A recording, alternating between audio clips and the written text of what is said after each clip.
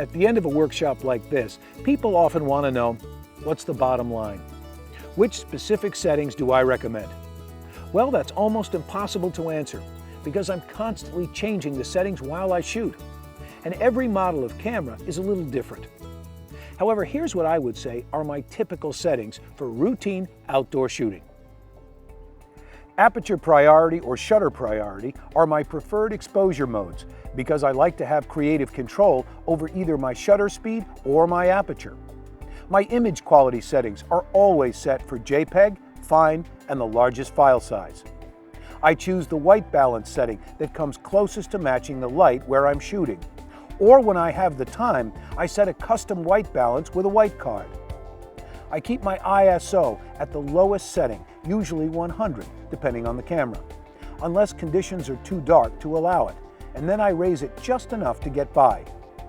My autofocus mode is always set on continuous, so that if the camera or subject moves, the focus will keep updating until I take the picture. Single zone is my preferred autofocus zone mode, so that I can manually choose the active focus zone that works best for my composition. I use matrix metering, sometimes called evaluative metering, almost exclusively because it takes into account where the camera is focused and gives priority to that part of the frame. And most importantly, I stop and think about my composition before I press that shutter button. If you're not sure how to change any of these settings on your camera and you don't want to slog through the owner's manual, let me remind you about our other Magic Lantern DVDs and books. We have many camera-specific titles that will teach you everything you need to know about the most popular models of digital SLRs.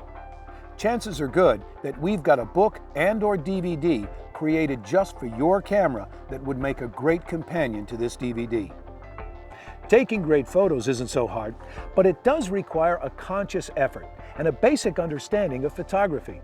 The key is not to get so overwhelmed by all the bells and whistles your camera offers that you forget about the basics of good photography.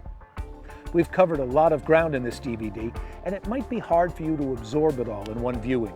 So I'm going to suggest that you get out and shoot for a few weeks and then come back and watch this DVD again.